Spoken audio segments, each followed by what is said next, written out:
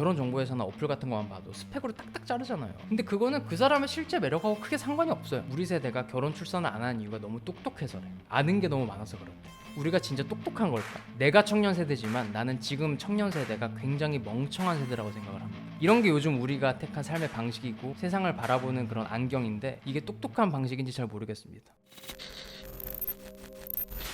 안녕하세요, 다니엘님. 반갑습니다. 오, 그거 PPL인가요? 아니 맛있더라고. 필 아닌데 들어왔으면 하지.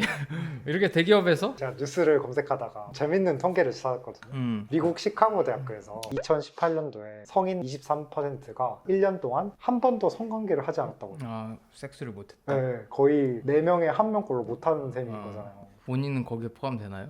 2018년이면 포함될지도.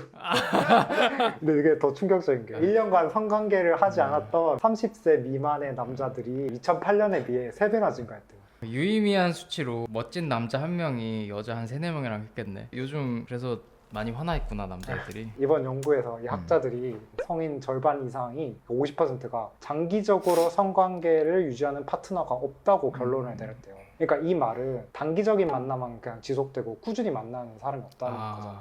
그러네. 근데 미국이 이 정도인데 요즘에 한국은 더 할 겁니다. 미국은 그래도 관계 지향적이고 가족주의적인 게 더 강해서 한국보다. 서방 선진국들은 우리나라가 겪었던 거 이미 겪어서 이거에 대해서 설명한 적은 있죠. 약간 그러니까 사실상의 일부 다처제, 연쇄적인 일부 일처제에 대해서 옛날에 설명한 적이 있는데 그건 영상 띄워주고 일부 일처제 의미에서. 그래서 요즘 매년 이제 출산율도 떨어지고 결혼도 안 하잖아요. 이 주제는 많이 나왔던 건데 문제가 많긴 하지. 그래서 제가 궁금한 건 그러니까 요즘 사람들이 이렇게 사랑을 시작하는 것부터 어려움을 겪는 것 같은데 근데 또 우리 채널이 사랑의 본질을 다루는 채널이잖아요. 다니엘님이 생각하기에 사랑을 잘 하기 위해서는 어떻게 해야 될까요? 이런 문제점에 대해서 몇 번 다뤘는데 사실 이게 문제점을 찝는 건 진짜 평생 할 수 있을 것 같아. 오늘은 좀 다른 측면에서 이야기하면 좋을 것 같은데 이거를 좀 이야기하고 싶어. 오늘은 내가 시인들, 유명 시인들 북토크 같은 거를 자주 간단 말이야. 근데 이게 내가 사실 애초에 관심이 있어서라기보다는 내가 문학적인 사고방식을 알기 위해서 자주 다닌단 말이지. 내가 요번에도 최근에도 그 시인 북토크에 갔어요. 고명재 시인이라고. 그래 나름 유명한 시인이 있는데 거기서 내가 굉장히 배운 것들이 크게 3가지가 있는데 오늘 좀 PD님의 오늘 질문에 대한 그 대답이 그 중에 굉장히 괜찮은 게 있어요. 일단 전부 다 해볼게요. 그러니까 공개 업로드할 때는 뒷부분만 잘라서 하면 되니까. 시인 북토크에 갔다고 했잖아요. 마지막에 어떤 이제 질문자가 시인한테 이런 질문을 했어요. 시가 너무 함축적이고 이해하기가 너무 어렵다. 시를 읽는 거에 재미를 붙이고 싶은데, 그러니까 당신은 시를 평생 동안 사랑한 사람인데 어떻게 하면 사랑할 수 있냐?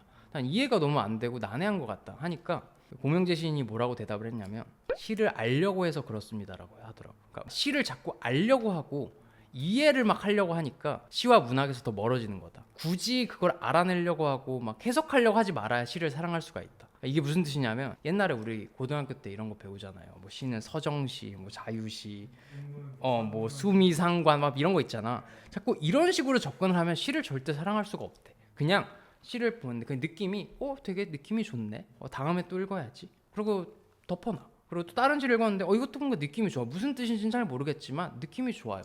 그럼 다음에 또 다른 시집을 읽어. 이러다 보면 시를 사랑하게 되고 결국엔 나중엔 이해를 하게 된대. 근데 순서가 잘못됐다는 거야. 우리는 시를 그 사람이 무슨 말 하고자 하는지 막 다 이해하려고 한다는 거야. 정보로서. 그러니까 이런 태도가 오히려 배움하고는 멀어진다라는 말을 하는 거예요. 근데 내가 이 말을 딱 듣고 여러 가지 생각이 났는데 첫 번째로 헤르만 헤세가 쓴 시타르타라는 책이 있어요. 읽어봤어요? 네네네. 그럼 다행이네. 오늘 대화가 되겠네. 완전 좋은 책. 내가 거기에 있는 한 구절이 떠오르더라고. 그게 뭐냐면 내 기억으로는 우리가 그 배움이라고 하는 것은 사실상 존재하지 않는다고 생각합니다. 그래서 나는 이렇게 믿기 시작했습니다. 알려고 하는 의지보다 더 사악한 배움의 적은 없다고 말입니다. 이게 무슨 뜻인지 알겠어요?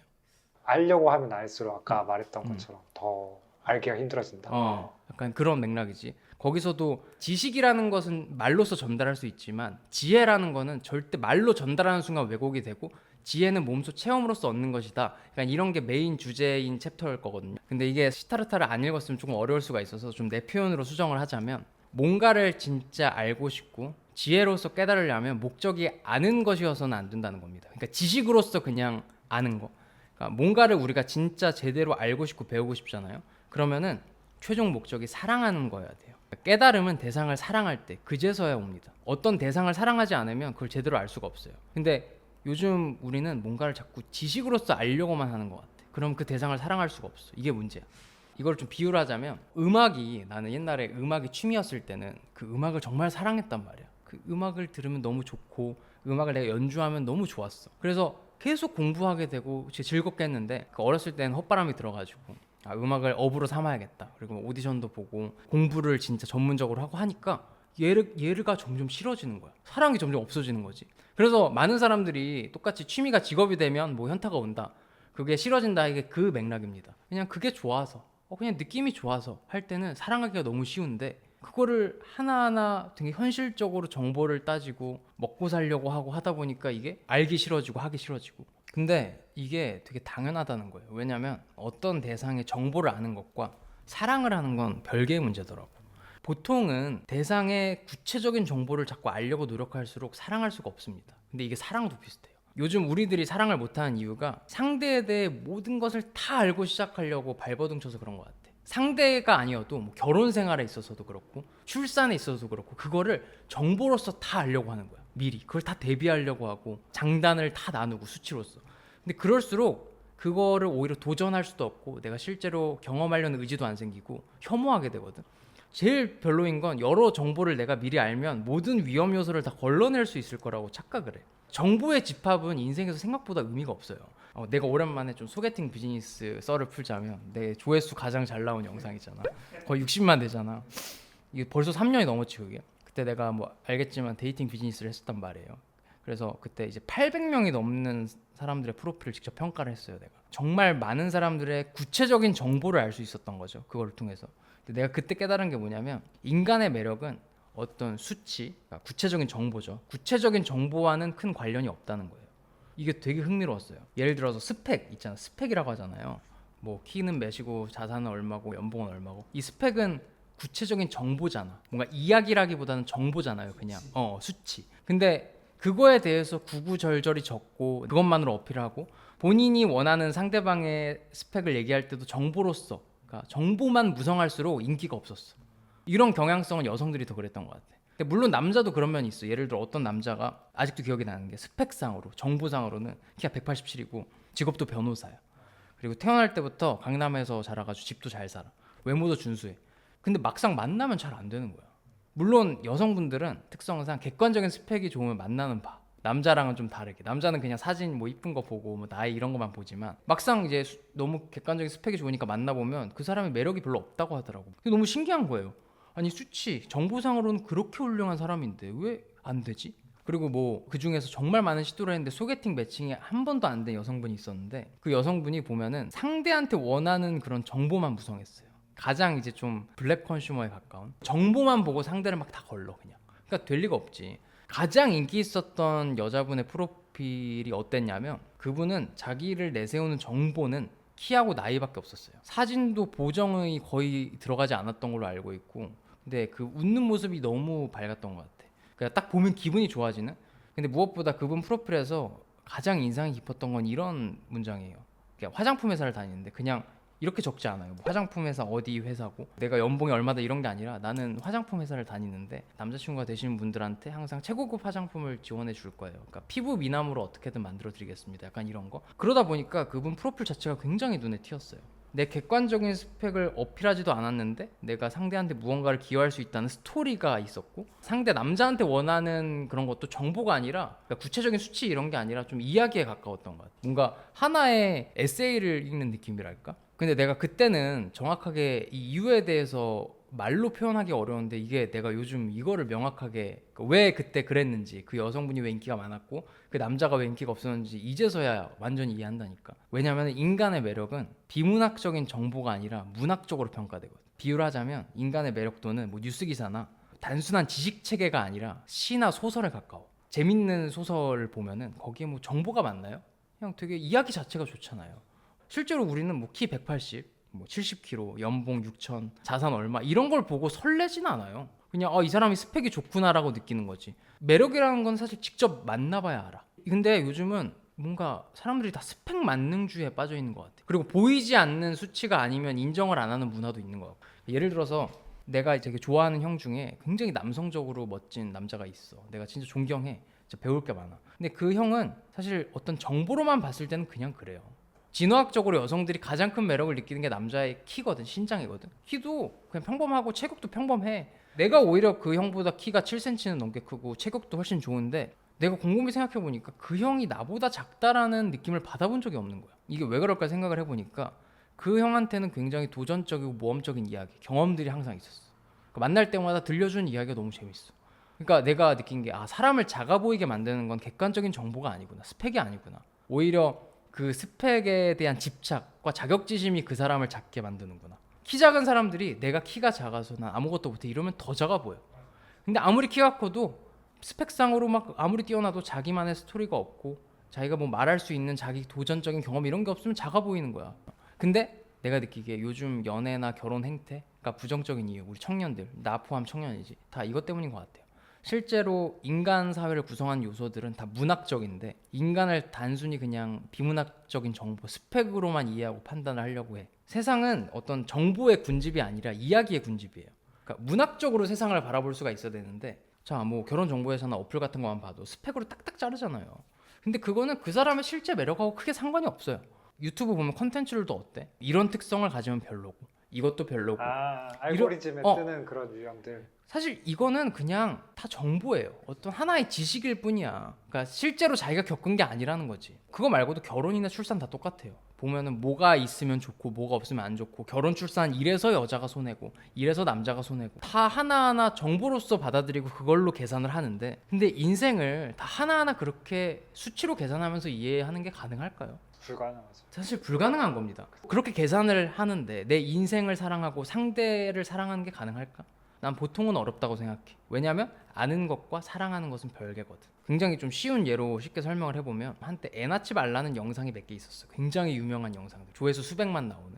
내가 거기서 기억이 나는 게 뭐냐면 우리 세대가 결혼 출산을 안 하는 이유가 너무 똑똑해서래. 아는 게 너무 많아서 그렇대. 근데 이게 아주 겉핥기식으로만 이해하면 맞는 말입니다. 우리는 실제로 지금 결혼과 출산을 하기도 전에 굉장히 많은 정보를 얻을 수 있어요. 유튜브에 검색하면 결혼의 단점들, 출산의 단점을 낱낱이 알 수 있죠. 근데 그걸 지식으로 안다고 진짜 우리가 아는 걸까? 우리가 진짜 똑똑한 걸까? 그냥 지식만 아는 거죠. 지혜는 체험을 통해서만 얻어집니다. 근데 지금 우리 청년 세대는 지식만 있고 지혜가 하나도 없어요. 지금까지의 내 판단으로는 삶을 지탱해주는 더 중요한 요소는 지식이 아니라 지혜야.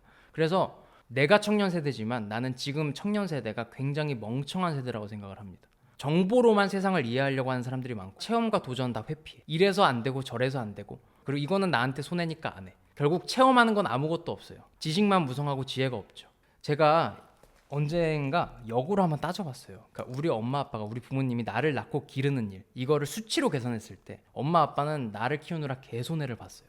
너무 많은 걸 소모했고요. 너무 많은 걸 낭비했습니다. 근데 그게 어떤 하나의 정보나 수치가 아니라 문학적인 어머니 아버지의 하나의 인생 하나의 이야기로 봤을 때는 굉장히 훌륭한 경험이죠. 결국 엄마 아빠는 결과적으로 더 많은 걸 얻었습니다. 많은 지혜를 터득할 수 있었어요. 저를 키움으로써.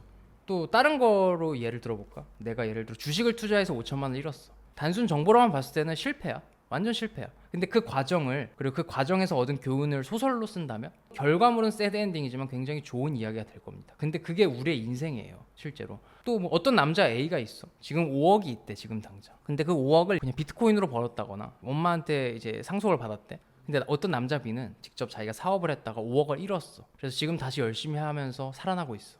이 둘의 가치는 객관적으로 평가가 불가능하다고 생각을 해. 10년 뒤에 누가 성공했을지 몰라요. 더. 지금 젊잖아. 근데 요즘의 세태로 봤을 땐 무조건 남자 A가 윈이야. 이길 거야. 실제로 지금 당장의 정보가 좋으니까. 남자들 스스로도 요즘 그렇게 생각할걸. 내 이야기에 값어치를 두지 않는다고. 그 문학적인 이야기에. 문학이란 이야기라고 했잖아. 이런 게 요즘 우리가 택한 삶의 방식이고 세상을 바라보는 그런 안경인데 이게 똑똑한 방식인지 잘 모르겠습니다. 그러니까 이런 방식으로는 지식만 얻고 지혜를 얻을 수가 없어. 계속 멍청해지는 거야. 내가 위에 설명했지만 세상을 지식으로서 정보로서만 알려고 하고 이해하려고 하면 대상을 사랑하기가 어렵고 대상을 사랑하지 못하면 체험과 도전을 할 수가 없어요. 결과적으로 우리는 삶을 지탱하는 지혜를 아무것도 얻을 수가 없을 겁니다. 물론 뭔가를 알려고 하는 거 좋아요. 뭔가를 지식으로서 배우려고 하는 것도 좋은데 대상을 진짜 이해해서 사랑하기 위해서가 아니라 싫어하기 위해서 배우는 것 같아요. 예컨대 나도 컨텐츠를 뭐 남자의 본성, 여자의 본성 이런 거 다루잖아요. 근데 나는 그거를 컨텐츠로 다루는 목적이 그리고 내가 실제로도 배우는 이유가 상대를 이해해서 사랑하려고 하는 것이 목적인데 어떤 사람들은 보면은 그거를 배운 다음에 도전을 회피하려고 배우는 것 같아. 핑계를 대려고. 내 세상을 혐오로서 바라보는 마인드를 합리화하려고. 근데 이걸 알아야 돼요. 세상을 제대로 이해하고 싶고 그걸 이용해서 진정한 행복과 의미를 얻고 싶으면 뭔가를 자꾸 알려고 하는 목적을 버리고 사랑하기 위해서 해야 됩니다. 정리를 해봅시다. 누군가는 시를 이해하고 싶을 겁니다. 그리고 또 다른 누군가는 문학을 이해하고 싶고 어떤 사람은 남자를 이해하고 싶을 수도 있고 어떤 사람은 여자를 이해하고 싶을 수 있어. 근데 이거를 백날 지식과 정보로만 알아봤자 별 소용이 없다는 거죠. 진짜 체험을 해야 돼. 근데 체험을 하려면 대상을 사랑해야 돼. 근데 우리는 지금 그저 알려고만 하잖아. 그래서 사랑에 방해가 되고 결국은 우리는 아무것도 알지 못하죠. 내가 이거를 마지막으로 이야기를 하고 싶어. 그러니까 시타르타 읽었다고 했으니까 내가 무슨 말인지 알 거야. 시타르타가 정체성이 계속 변하잖아요. 처음에 뭘로 시작하냐면 처음에는 이제 바라문, 사성제에서 가장 높은 위치죠. 그 바라문 했다가 이제 사문이 되죠. 그러니까 수행자로서 떠돌아다니잖아. 근데 시타르타가 사실 왜 떠났냐면 책에서 공부하고 이런 거는 너무 누구보다 너무 앞서갔지. 근데 시타르타가 이렇게 책으로만 배우는 건 의미가 없구나. 직접 내가 뭔가 체험을 해봐야 되는구나 해서 떠돌게 됐단 말이지. 근데 나중에 언제 결국 그토록 자기가 원했던 깨달음 열반에 이르죠. 그 바주데바 뱃사공 만났을 때. 네네. 그 사람이 깨달음을 얻었던 순간이 언제냐면 세상 모든 것들을 있는 그대로 사랑하게 되면서 그때 모든 깨달음을 얻어요. 그때 부처가 된단 말이야. 그러니까 자기가 그토록 원했던 부처의 경지 그거를 다다를 수 있었던 순간이 체계로 공부하거나 뭔가를 잃었던 때가 아니라 세상 모든 걸 사랑하게 됐을 때. 근데 거기에 그게 있는 거예요. 알려고 하는 목적 자체가 배움에 방해가 된다가 자꾸 알려고만 했지 그냥 그거를 보면서 사랑하려고 하지 않았던 거예요. 예를 들어 꽃을 딱 보고 아름다우면 와 너무 사랑스럽다. 사랑 어린 눈으로 보다 보면 내가 보이지 않았던 게 보이고 이해할 수 있게 되는데 그 원리를 그냥 꽃에 대해서 꽃잎이 몇 송이고 뭐 가시가 몇 개고 이거는 원리가 어떻고 이렇게 보니까 결국 꽃을 사랑할 수 없게 되니까 꽃에 대해서 공부할 수 없게 되는 거죠. 근데 뭐 결론적으로 우리가 요즘 사랑에 있어서 사랑하는 것과 뭐 연애 지표, 결혼율 이런 게 어려워지는 이유가 여러 가지 이유가 있겠지만 내가 그런 거 많이 다뤘지만 오늘 내가 이야기하고자 하는 거는 자꾸 사람을 어떤 구체적인 정보, 하나의 정보로만 이해하려고 하고 미워하기 위해 알려고 하고 사랑하기 위해서가 아니라 약간 이런 측면 때문에 그런 것 같아요. 약간 소개팅이랑 아까 결혼 정보에서 얘기도 했었잖아요.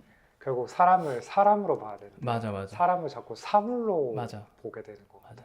상품으로서 네. 상품으로서만 보니까 그렇게 되면 사랑할 수가 없어요. 그러니까 나한테도 뭐 물어볼 수 있어. 그럼 너는 스펙을 아예 안 보냐? 그렇다는 게 아니라 나는 지금도 연애를 어떤 식으로 하냐면요. 물론 나도 어떤 최소한의 기준이 있지. 난 예를 들어서 뭐 이런 거야. 나는 좀 결혼 상대를 하는 데 있어 난 다른 건 안 보거든. 집안 환경이 화목한가는 봐요.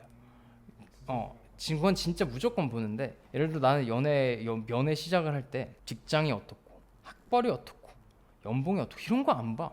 나는 그냥 만났는데 너무 느낌이 좋아. 그냥 이러면 그냥 만나는 거예요. 근데 그렇게 뛰어들어야지 사랑을 할 수가 있는데 뛰어들 생각이 없고 모든 걸 다 걸러.